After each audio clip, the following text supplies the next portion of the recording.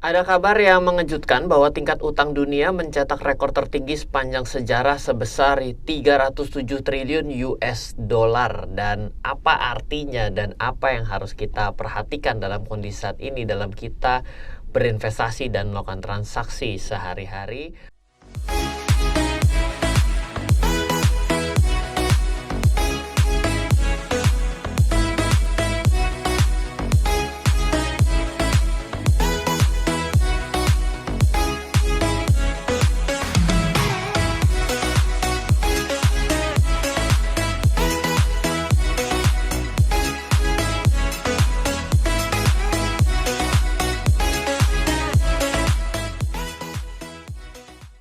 Welcome back di RF Channel on YouTube, back with Ryan Filbert dan bersama Forex IMF. Setiap hari Senin kita berbicara mengenai investasi dan juga keuangan global, di mana Forex IMF adalah salah satu pialang berjangka terdaftar dan diawasi Bapepti di Indonesia yang memiliki rekam jejak sebagai 19 tahun zero complaint broker dan mendapatkan predikat rating A++ dari Bapepti. Jadi buat Anda yang ingin membuka akun untuk trading forex, Anda bisa akses foreximf.com sekarang dan Anda bisa melakukan trading melalui aplikasi MetaTrader yang ada di Android maupun di iOS, maupun yang ada di Mac maupun yang ada di Windows. Nah, juga mengundang Anda untuk bisa join ke dalam grup Telegram VIP daripada Forex IMF. Caranya adalah Anda akses pada kolom deskripsi.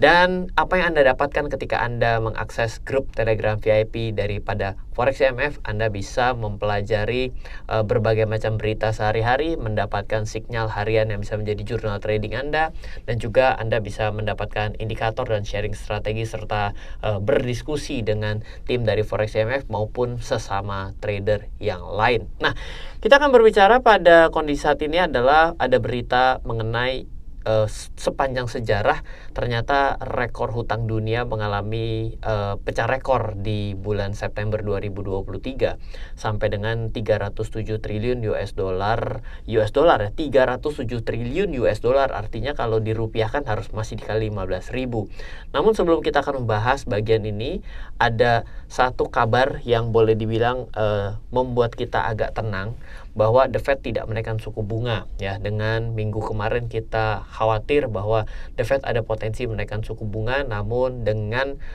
berita yang terbaru bahwa tanggal 20 September tidak melakukan kenaikan suku bunga dan tidak mengalami penurunan juga di level 5.25 sampai 5.5, sama seperti di bulan Juli 2023 melakukan kenaikan sebesar 25 basis point, dan sebelumnya kenaikan itu beruntun adalah dari Desember 2022 sampai dengan Mei 2023 mengalami kenaikan terus-menerus, bahkan ini dari September 2022 ya. Nah, ini dari apa yang kita bisa dapatkan dari hasil rapat Federal Open Market Committee FOMC meeting. Ini akan melakukan kebijakan yang masih akan melakukan kebijakan moneter yang ketat. Artinya kalau yang ketat artinya uang itu akan ditarik masuk dengan cara memainkan suku bunga yang cenderung akan dinaikkan. Nah, The Fed di atas ya, ada The Fed mengisyaratkan mereka akan tetap hawkish dan membuka kemungkinan kenaikan suku bunga ke depan. Artinya masih ada satu kali potensi rapat FOMC sebelum akhir tahun 2023 yang mana mengatakan akan tetap hawkish. Artinya ada yang nanya, Pak, hawkish itu apa ya? Jadi kalau kita berbicara mengenai hawkish, itu adalah satu istilah di mana hawk artinya adalah elang itu yang sedang menukik. Jadi biasanya ini adalah mau mencari mangsa dan biasanya diartikan dengan kenaikan suku bunga.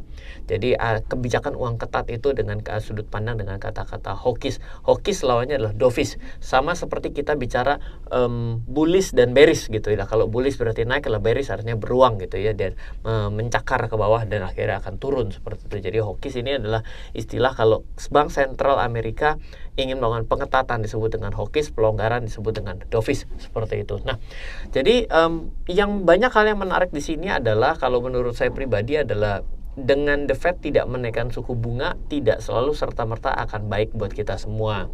Karena apa? Karena berdasarkan data yang ada, dan ini studi dari contohnya kejadian tahun 2008, adalah kenaikan suku bunga terus-menerus itu sebenarnya adalah suatu cara agar tidak terjadinya resesi. Kenapa? Karena berdasarkan data, setiap kali kenaikan suku bunga dilakukan dan dihentikan, maka yang terjadi adalah mulai terjadi penurunan, disitulah resesi akan masuk. Makanya selalu ada satu statement di sini adalah soft landing atau hard landing seperti itu. Jadi bagaimana sih kita bisa melewati masa sulit ini dari Amerika sendiri, itu bagaimana bisa soft landing. Nah, ini yang yang dikhawatirkan oleh banyak pihak. Namun dengan suku bunga yang mahal, kita pernah kepikiran atau tidak bahwa dengan suku bunga yang tinggi dan juga justru cenderung menaikkan suku bunga, itu sebenarnya menambah beban untuk membayar hutang dan untuk menerbitkan hutang yang baru tentunya. Surat hutang yang diterbitkan akan mengadjust suku bunganya mengimbangi suku bunga yang terakhir diberikan dong sebagai acuan. Kenapa? Contoh, pada saat ini United States dalam posisi 5,25 ke 5,5. Artinya adalah suku bunga yang akan dikeluarkan daripada surat hutang itu tidak mungkin dalam kondisi yang lebih rendah jauh.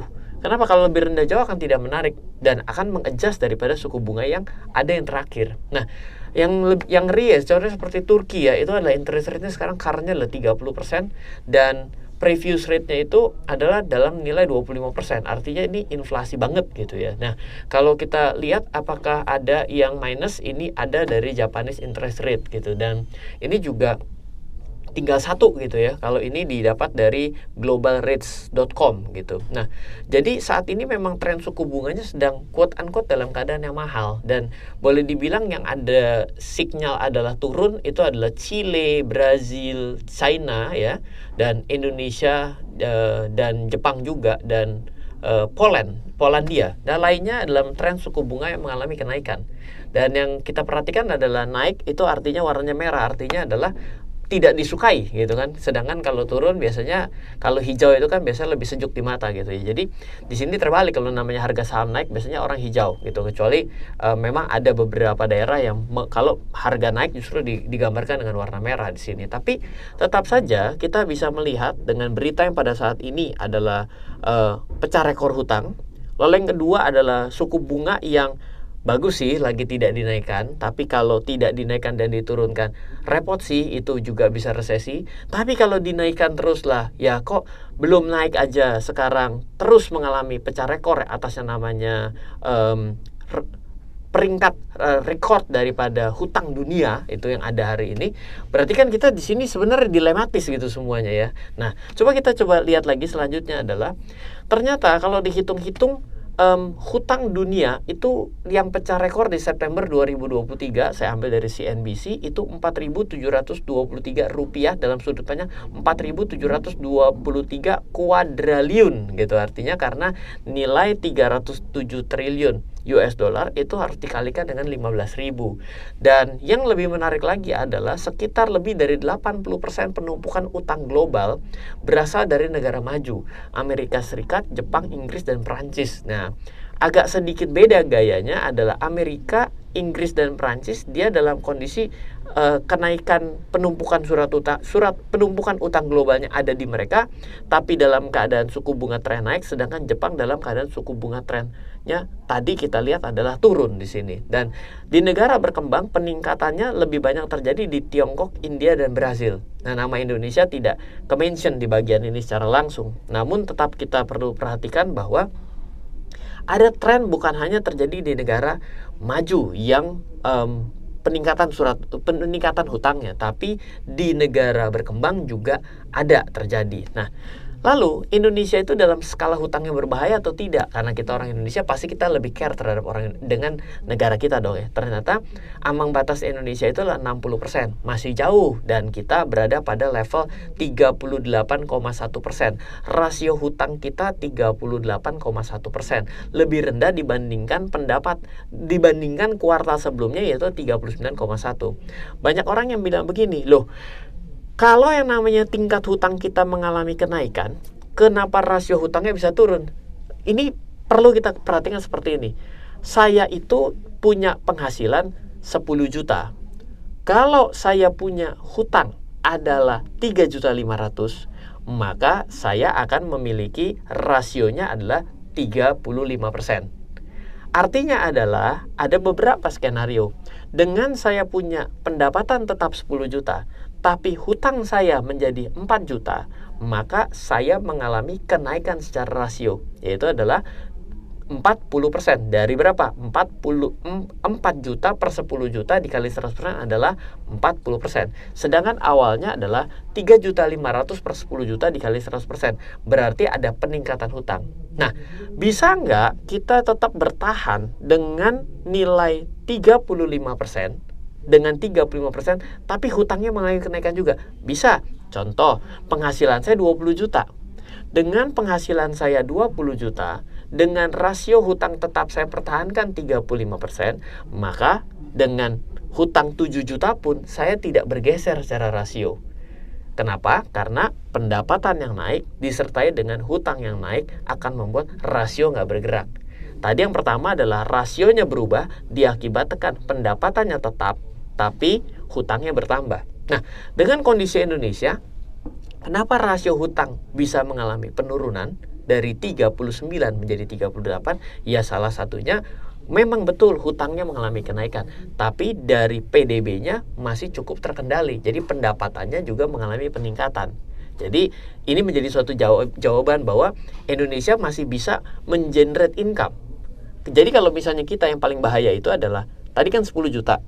35%-nya berarti 3.500.000. Sekarang bisa bayangkan kalau ternyata Indonesia kita jangan Indonesia dulu deh. Itu 10 juta, kita jadi turun ke 7 juta. Kalau kita 7 juta dengan tetap ngutang 3.500.000, rasio hutangnya akan naik otomatis. Jadi 50% sini. Jadi kita dalam melihat ini, oke, mengalami kenaikan, bagus atau nggak bagus, kita mesti lihat dulu rasionya itu didapat dari mana hasil hitungannya, seperti itu. Nah, bicara mengenai hutang, ternyata saya juga bisa kasih lihat satu yang menarik, ada usdebtclock.org, Anda bisa cek juga, ya teman-teman bisa buka di usdebtclock.org, kita bisa melihat bahwa ada populasinya 335 juta, Cina 1.472 dengan public debt to GDP, external debt to GDP di sini 92,45, 89 external debt artinya adalah hutang keluar terhadap rasio gross domestic product pendapatan gitu ya. Nah, ini kita bisa lihat 89,54. Berbeda dengan gayanya Cina. Jadi Cina itu terhadap eksternal cuma 17%, sedangkan publiknya adalah 82%. Nah, yang repot seperti Jepang udah 300%, ngutang keluar 116%. Makanya Jepang ini lebih worry sebenarnya dengan jumlah penduduk populasinya yang cenderung mengalami aging. Jadi usia produknya turun terus menerus. Nah, jadi deflasi yang terjadi di Jepang itu juga salah satu diakibatkan karena spending konsumtifnya juga tidak mengalami peningkatan. Yes, agak-agak makro nggak apa-apa, tapi kita juga perlu mengetahui setiap negara itu ternyata punya problematika yang berbeda, tidak bisa sama persis. Kalau kita perhatikan di sini Indonesia, apakah ada? Nah, Indonesia ada. Indonesia 34,35. Ini juga naik terus-menerus. Ini seru ya, kalau kayak gini seru dan panik gitu ya. Artinya ini setiap detik akan naik terus $29, $30 ya kan gitu ya. Indonesia 279 juta penduduk. Kalau kita perhatikan ada yang agak mirip ya. Di sini kita 45, ini 41, tapi eksternalnya 3%. Lalu populasinya 210. Sepintas agak mirip, tapi kalau kita perhatikan national debt-nya kita di dalam 633, di sini 221. Berarti sepintas kita melihat, Indonesia parah ya, 3 kali lipat gitu dari Nigeria. Tapi kita juga perhatikan di sini bahwa GDP-nya, gross domestic product kita 1,4. Di sini Nigeria adalah 539. Jadi boleh dibilang ya hutang Indonesia memang lumayan lebih besar di hampir 3 kali lipatnya, tapi GDP-nya kita juga hampir 2 kalinya seperti itu. Makanya rasio public debt to GDP dengan nilai public debt to GDP-nya rasio Nigeria jelas kita jadi lebih tinggi seperti itu. Jadi di sini apa yang perlu kita highlight bahwa ya ternyata hutang itu adalah suatu hal yang umum gitu. Kalau ada negara yang tidak berhutang, dan lebih juga kita perhatikan berhutangnya karena apa. Kalau kita perhatikan nanti dari hutang-hutang yang ada di Indonesia, itu lebih kepada pembangunan. Yang repot itu adalah kalau hanya untuk membiayai sesuatu yang sifatnya bukan untuk membangun, itu lebih berbahaya gitu ya. Oke. Lalu kenapa ini negara harus terus berhutang? Ini juga pertanyaan yang menarik ya, karena kita harus melihat juga dari aspek apa tadi. Kalau untuk pembangunan, yes ya. Nah, tapi kalau kita melihat adalah kenapa negara terus berhutang? Ini karena apa nih? Pengeluaran pemerintah itu kan karena untuk membiayai hal tertentu. Kalau untuk tindakan pembangunan masih akan ada peluang investasi di kemudian hari akan bisa membayar kembali. Tapi kalau pengeluarannya bukan berkaitan dengan investasi, belum tentu bisa kembali. Nah, kalau bukan peningkatan pengeluaran pemerintah, negara akan terus berhutang juga diakibatkan penurunan pendapatan pemerintah. Pendapatan pemerintah yang berkurang, otomatis untuk menambal pengeluaran harus dengan cara berhutang. Atau ya terjadi krisis keuangan gitu. Jadi di 3 poin ini ya adalah salah satu daripada 3 sebab yang bisa jadi tiga-tiganya kenapa negara itu berhutang kepada entah kepada rakyatnya atau kepada eksternal. Dampaknya apa? Dampaknya adalah kesulitan membayar utang, kenaikan pajak ya. Jadi kalau dia tidak bisa mendapatkan uang lebih baik daripada pendapatan yang diusahakan, ya caranya adalah menaikkan pajak. Dengan menaikkan pajak otomatis pendapatan daripada masyarakatnya akan tergerus seperti itu kan. Nah, pengurangan pengeluaran pemerintah seperti biasa. Kalau kita tidak bisa memperbesar pendapatan, jawabannya adalah dengan cara melakukan pengurangan pengeluaran pemerintah. Dan ada beberapa analisa juga Amerika kembali di kemudian hari itu rawan untuk shutdown government. Nah, itu sudah pernah terjadi. Shutdown government itu tiba-tiba ada bagian daripada instansi pemerintah yang tidak berjalan. Contohnya yang saya ingat banget pada waktu itu adalah library. Library itu tidak diaktifkan gitu. Nah, kalau library tidak diaktifkan ya dianggap kenapa? Karena mau menghemat pengeluaran pemerintah, sehingga ya sementara waktu di-freeze tindakannya sehingga tidak dibuka seperti itu. Nah, dunia ini sebenarnya kalau menurut saya juga sebenarnya kita melihat ini semua dalam kondisi yang bingung ya. Kenapa? Karena dinaikkan dan tidak dinaikkan selalu ada dampak ya. Nah, sekarang kita cuma berpikir gini, bagaimana dengan sudut pandang buat diri kita? Kan kita mau berbicara mengenai investasi dong buat diri kita ya. Dan pada saat ini selalu ada selalu statement saya adalah bagi orang yang melakukan trading, maka jawabannya adalah gunakan trading plan yang baik. Ya, jadi banyak sekali kejadian-kejadian jangka pendek ini. Contohnya adalah dengan dinaikkan suku bunga Amerika, dinaikkan ataupun tidak dinaikkan atau diturunkan gitu ya. Itu emas ini sebenarnya salah ya, bukan diturunkan, karena suku bunga Amerika tidak dalam tren yang pernah diturunkan dalam 1-2 tahun terakhir. Atau Amerika tidak menaikkan suku bunga, itu emas tertekan. Ketika emas dinaikkan, ternyata emas juga tertekan. Di sini yang perlu kita perhatikan adalah cek bagaimana outlook teknikalnya dalam kondisi saat itu. Contoh, lihat ya. Ini dia. Ini saya sudah coba ambil capture dari 4 kejadian terakhir, di mana 4 itu yang Mei adalah naik, yang Juni adalah tidak naik, yang Juli adalah naik, yang September tidak naik. Coba kita perhatikan ya. Yang Mei dinaikkan itu langsung melejit dan habis itu longsor. Yang Juni itu tidak dinaikkan, lah juga longsor. Yang Juli dinaikkan sesaat, lah habis itu longsor. Yang September ini tidak dinaikkan, ini belum kemana-mana. Sepertinya apa? Kelihatannya akan mengalami pelemahan kembali. Kalau dilihat dari sini gitu ya. Tapi kalau kita mau mengambil sudut pandang yang lebih jauh, ini bukan bicara dalam sudut pandang jangka pendek nih. Kalau ini kan lumayan pendek ya, dari kenaikan ke kenaikan suku bunga yang selanjutnya gitu ya. Ini kok ya longsor di dalam keadaan dinaikkan suku bunganya, tidak dinaikkan, ternyata sama-sama mengalami penurunan. Artinya di sini berita ini tidak akan memiliki korelasi yang sangat erat, tapi lebih kepada technical trading yang bisa kita lakukan dalam jangka pendek atau jangka tertentu. Nah, tapi kalau kita berbicara mengenai yang namanya emas sendiri, ketika adanya resesi, ketika adanya kenaikan suku bunga, berarti sebenarnya uang akan semakin tidak bernilai. Ketika uang tidak akan bernilai, maka sebenarnya emas dalam jangka panjang akan cenderung mengalami kenaikan. Jadi Itu berbeda sudut pandang dari seorang trader dan juga seorang investor. Nah, lalu apa yang ingin saya coba sampaikan selanjutnya adalah apa yang dimaksud dengan dunia itu sedang bingung. Sebenarnya prinsipnya gini, ketika kita melihat tadi dalam sudut pandang trading dan investing, kita bisa lihat seperti itu. Tapi lebih daripada itu, kita perlu tahu adalah kalau pada saat ini kita adalah bagian orang yang masih memiliki cash flow, maka sebenarnya apapun yang mengalami penurunan itu layak untuk dipertimbangkan kita akumulasi. Oke, instrumen apapun yang mengalami penurunan berarti layak untuk kita pertimbangkan, kita ambil sebagai portofolio investasi. Ya, di video minggu lalu kita sempat bahas. Yang kedua adalah kalau kita tidak dalam posisi memiliki cash flow yang baik, maka sebenarnya resesi itu tidak akan berdampak buat kita. Kenapa? Karena kita tidak memiliki apa-apa lagi untuk kita transaksikan. Berarti di sini adalah pertebal ilmu yang kita miliki. Wah, jadi nggak menarik ya berbicara. Kemarin saya ada dapat satu statement yang bagus ya di kolom chat di YouTube gitu ya. Dia bilang begini, Pak, kita ini nggak perlu edukasi. Kita ini perlu setor duit dan dikelola dengan baik dan bisa menghasilkan untung. Semua juga mau. Betul nggak? Tapi sayangnya adalah ketika siapapun yang mengelola dan ternyata memang bisa saja mengelola itu untung dan rugi. Yang repot adalah orang-orang yang tidak mengerti, dikelola uangnya dan akhirnya rugi. Biasanya jauh lebih tidak terima dibandingkan orang yang mengerti, dikelola dan rugi. Jadi ketika ada orang yang hanya mau berserah, ayo saya nggak mau punya ilmunya deh, saya pokoknya tinggal dikelola aja.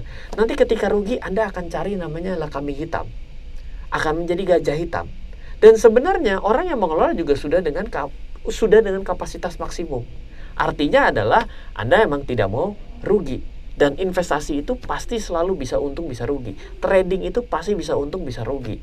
Jadi yang paling penting adalah dalam setiap kondisi apapun, terutama dalam masa-masa yang sulit, dan ternyata kita tidak dalam posisi yang memiliki cash flow yang baik, jawabannya adalah bagaimana kita pada akhirnya dalam keadaan pasar naik dan turun, kita tetap bisa mengambil keuntungan.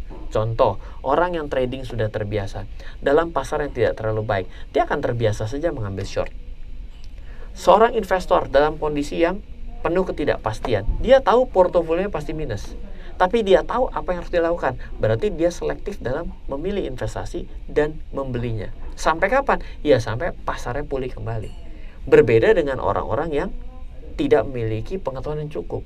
Jadi ketika sudah punya uangnya, maka keep doing. Tapi ketika tidak punya uangnya, berarti adalah harus keep learning. Jadi itu adalah tema kita pada hari ini, mengangkat mengenai bahwa dunia sedang pecah rekor. Artinya adalah hutang yang begitu menggunung dan semakin banyak di dunia. Ternyata setiap negara punya problematika yang berbeda-beda. Lain daripada itu, kita juga bisa melihat bahwa dalam jangka pendek dan jangka panjang punya sikap-sikap yang berbeda terkait dengan arah pasar. Lucu dalam kejadian yang contohnya adalah suku bunga Amerika saja. Lalu kita juga melihat bahwa sikap kita menjadi seorang trader dan investor itu dalam menyikapi setiap berita yang ada itu harus kita seleksi dengan baik agar sesuai dengan kata kuncinya sebenarnya risk profile sih, tapi risk appetite kita juga gitu ya. Kita bisa pintar untuk bisa menggeser kita punya kendali ini ada di mana. Dan coba tonton pada video minggu lalu kita membahas mengenai 5 aset dasar yang bisa kita investasikan ketika suku bunga naik. Itu juga bisa menambah pengetahuan kita bersama. Semoga selalu bermanfaat untuk video kali ini. Dari saya Ryan Filbert, salam investasi untuk Indonesia.